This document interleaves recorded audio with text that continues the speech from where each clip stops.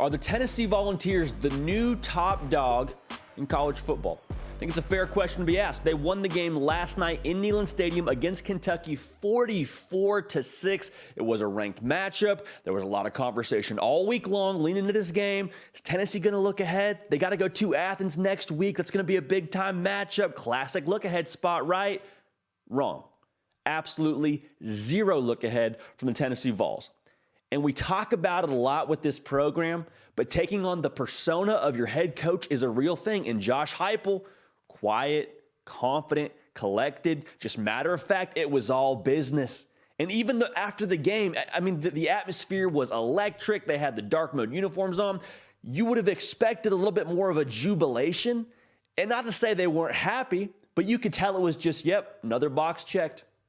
Business as usual. On to the next one. And that was the theme, it felt like, for Josh Heupel in the press conference, but Hendon Hooker as well, post-game on the field. That was his same mentality. This Tennessee program, they're dangerous.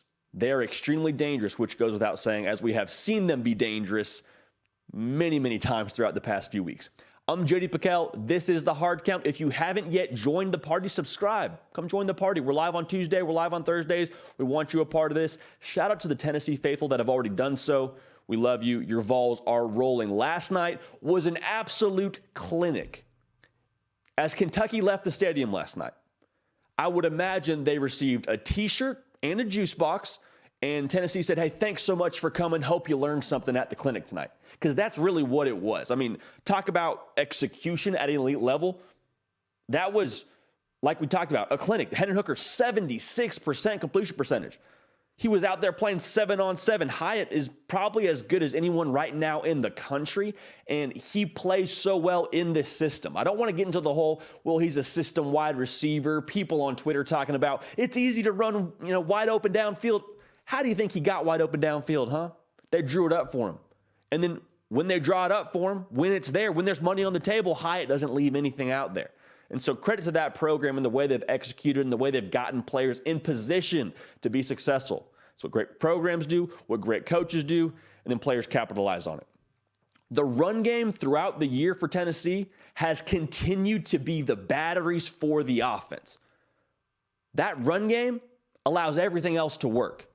Kirby Smart got asked about it after they beat Florida yesterday, and he basically just said, listen, they throw the ball really well, Tennessee does, because they run it so well.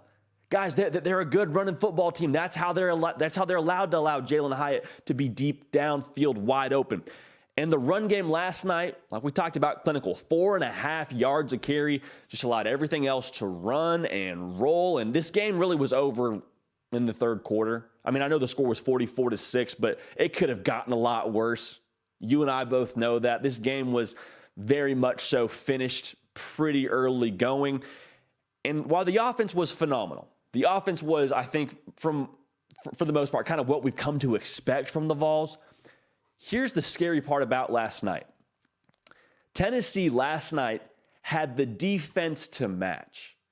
Like when you put on a nice outfit, and whether it's a nice shirt, a nice pair of pants, like what you already expect to look good looks good, and then you have something to match with it. The shoes, the nice watch, the hat, whatever it is. Tennessee had that last night because it was set up perfectly for Kentucky. They felt confident. They felt good going into it. They felt like they had a matchup in the secondary with Tennessee they could take advantage of because Kentucky's got some dudes. They're young in some spots, but they got some dudes. Dane Key is a dog. Barium Brown, an absolute animal. Who else? Who am I missing right now? Tavian Robinson, stud, probably the alpha dog in that receiver group. Oh, by the way, Will Levis is going to probably be a first-round draft pick at quarterback.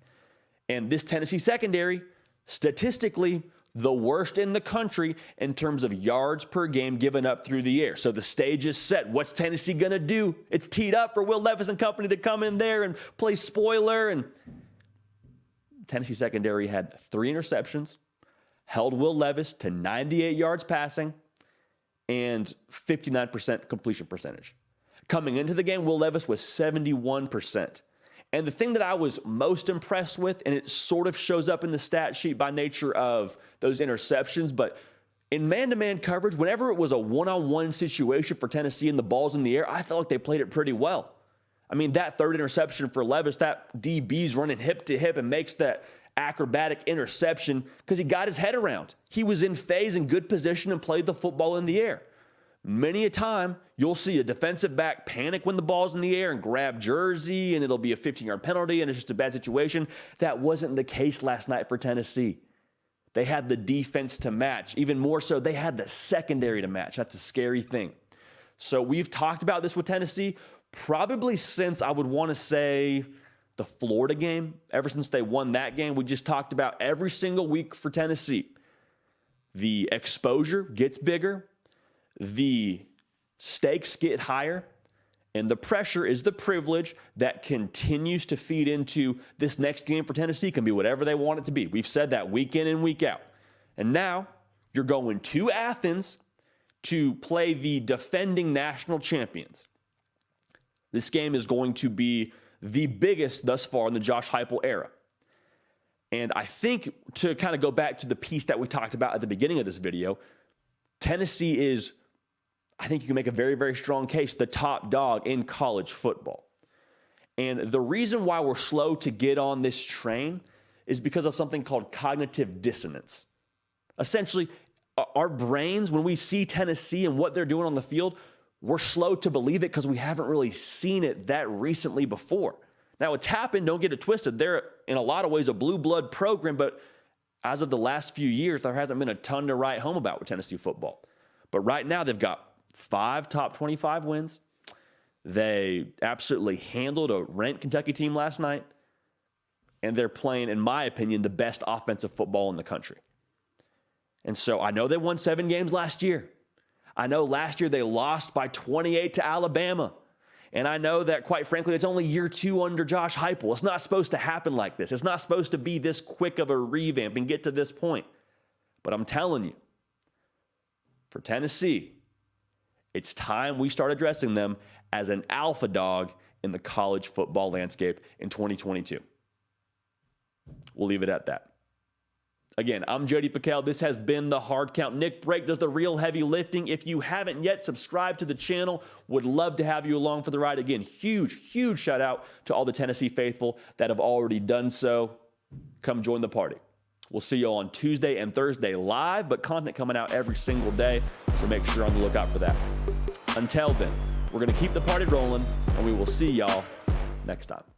Hey y'all, thanks so much for watching. Subscribe to the channel here to make sure you don't miss an episode of The Hard Count. Also be sure to check out other videos on the On3 YouTube channel.